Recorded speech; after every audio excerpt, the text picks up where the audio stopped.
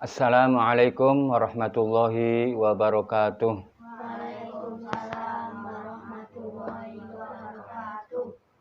Melanjutkan pengajian Syu'abul Iman sampai pada cabang iman yang ke-74, yaitu Jud Tatakarromu. Artinya kita diperintahkan dalam agama untuk bersifat loman atau dermawan. Al-jud artinya adalah wa huwa syarful mali fi ma yahmaduhu syar'u, yaitu mentasarrufkan atau membelanjakan harta di dalam. Wa qala Ibnu Mas'ud, dan berkata Ibnu Mas'ud, qala sallallahu alaihi wasallam, bersabda Rasulullah sallallahu alaihi wasallam, ar-rizqu ila mut'imit ta'ami asra'u minas sikin ila dzarwatil ba'ir. Yang artinya bahwa rizki yang diberikan kepada orang yang memberikan makan itu lebih cepat daripada pisau yang memotong leher onta. Artinya, orang yang selalu memberikan makan kepada orang yang membutuhkan, maka rezekinya akan cepat ia dapatkan dibanding dengan pisau yang memotong leher onta. Ada sebuah hikayat atau cerita dari Asy-Syaikh Al-Imam Abdullah Ibnul Mubarak, bahwasanya di suatu tahun Asy-Syaikh Ibnul Mubarak melakukan ibadah haji, dan di suatu malam beliau bermimpi bertemu dengan Nabi Shallallahu Alaihi Wasallam. Beliau bersabda, wahai Ibnul Mubarak, sampaikan pada Bahram orang Majusi salam dariku dan dari Allah, dan sampaikan Allah ridho kepadanya. Maka terbangunlah Ibnul Mubarak dan berpikir, mana mungkin orang Majusi mendapat salam dan ridho dari Allah. Kemudian Ibnul Mubarak berpikir, mengira bahwa mimpinya itu adalah mimpi dari setan. Kemudian di malam yang kedua, ia pun tertidur dan bermimpi kembali bertemu dengan Rasulullah Shallallahu Alaihi Wasallam dan berkata seperti malam yang pertama. Mimpi itu terjadi sampai 3 malam berturut-turut. Akhirnya Asy-Syaikh Abdullah Ibnul Mubarak meyakini bahwa impiannya itu adalah mimpi yang benar. Singkat cerita, setelah selesai ibadah haji, maka pulanglah ke tanah kelahirannya, yaitu negara Baghdad. Dan Ibnul Mubarak mencari yang namanya Bahram.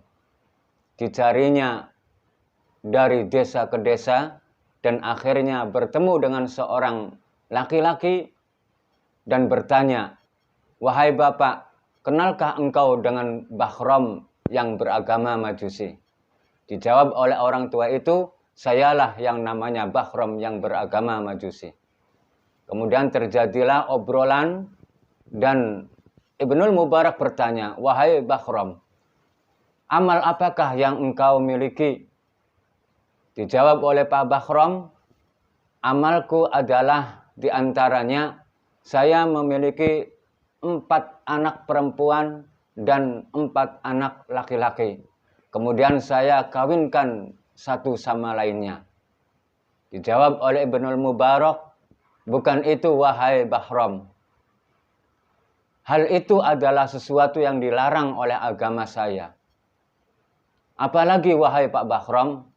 Kemudian dijawab lagi oleh Bahram, ada lagi amalku, yaitu saya memiliki anak perempuan yang sangat cantik dan aku nikahi sendiri.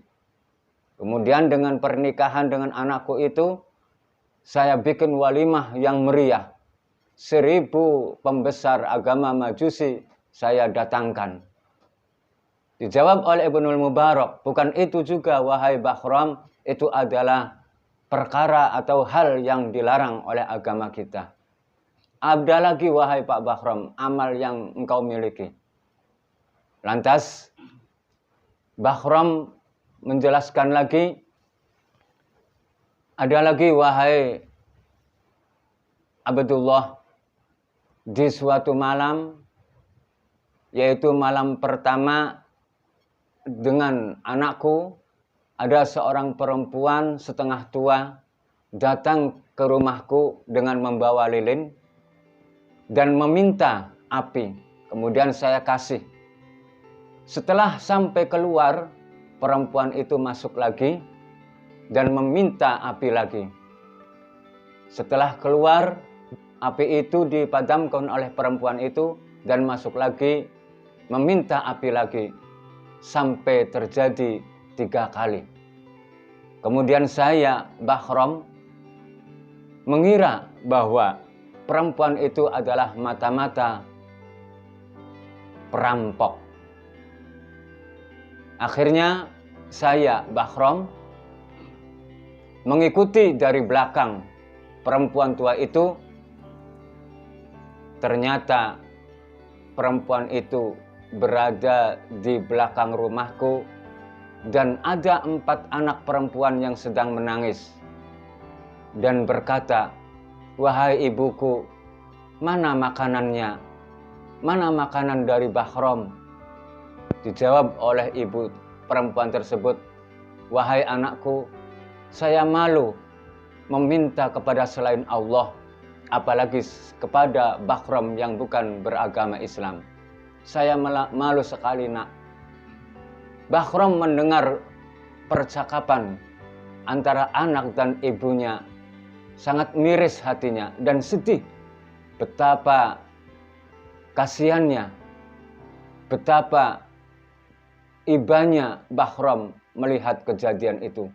Maka kemudian Bakhram masuk ke rumahnya dengan membawa makanan, dengan membawa hidangan yang luar biasa. Kemudian diberikannya makanan itu kepada anak dan ibunya.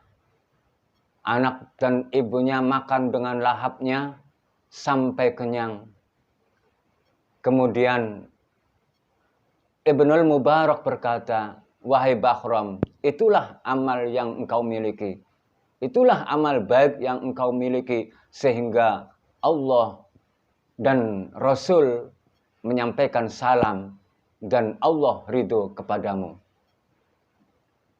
Mendengar keterangan Ibnul Mubarak, Bakhram langsung seketika itu juga membaca 2 kalimat syahadat, artinya masuk Islam, dan kemudian Bakhram tersebut pingsan setelah membaca 2 kalimat syahadat sampai akhirnya meninggal dunia. Maka kemudian Ibnul Mubarak membawa mayat Bakhram dengan secara islami, yaitu dimandikan, dikafani, dan disemayamkan.